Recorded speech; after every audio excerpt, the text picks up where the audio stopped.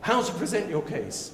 Start with the learning points. The first thing you want to look at is like, what did I learn and what do I want people to learn from this case, okay? Then give the reason why the patient sought medical attention, okay? Why did they come and see the doctor, okay? Don't say they pitched up with this, Humphy-Gumphy syndrome or something like that. Just say, why, what was wrong with them, okay? Only give the history that's relevant to the clinical problem. So we don't want to know about their granny and their, all that sort of stuff, okay? The initial diagnostic hypothesis, what did you think was wrong when you first saw them? Then how did you investigate them? What was the diagnostic conclusion? And what then was the therapeutic strategy? Then critique the management. If you actually think, once, in retrospect, we wouldn't have done this, or we maybe didn't need to do that, that's good, okay? And then review the learning points, okay? And finally, do not include an exhaustive description or review of the disease, okay? I mean, let's assume the reality is, say leptospirosis. If somebody wants to look up leptospirosis, they can go to UpToDate or any textbook of medicine and read it up. What we want to know is what's unique about, what's the learning point about this case of leptospirosis, okay?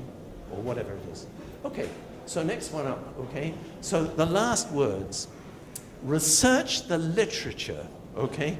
I mean, it shouldn't have been me finding out that this was the first case of paraplegia with a streptococcus. And it's not that difficult to do. And I've got to emphasize this. I mean, it's not like, 30 years ago where you'd have to spend a week in a medical library, 40 miles away. I mean, anybody's got a computer can research the literature. This is not difficult, okay? Define your message. What exactly is it you want to say? Keep it brief and relevant. Now, for the non-English speakers amongst you, okay, maybe one thing is, I must emphasize, is less is more, okay? If you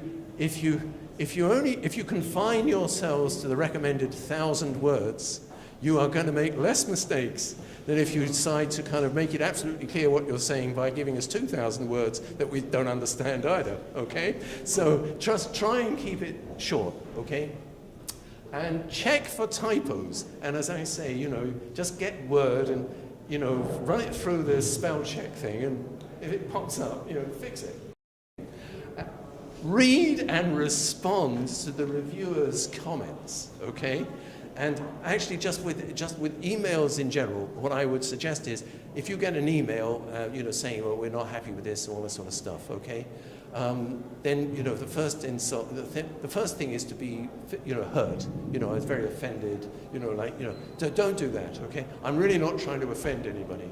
But at the same time, then just put it down to one side, and then maybe look at it again in the morning. And then if you want to put in your response or whatever it is, and then maybe even before you send it again, look at it again, okay? Because even as a reviewer, if you send a review, if you send a comment, and then you get a revision, almost like as, what? Back already. You really, you even if you don't want to think about it and you think it's a very simple thing to do, it's probably a good idea to just struggle a little bit, or give the appearance that you thought about it, okay? All right? And did I mention learning points? Okay, has anybody got it? Okay, right.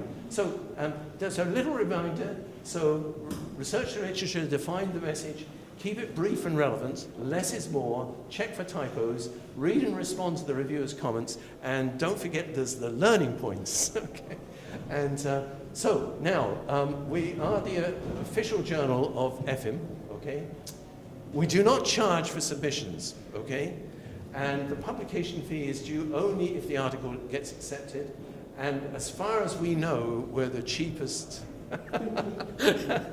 And if anybody finds a cheaper journal, we need to know about it, because it's right. And but not that the cheapest would. And of course, we are the best, I suppose. We should probably say that.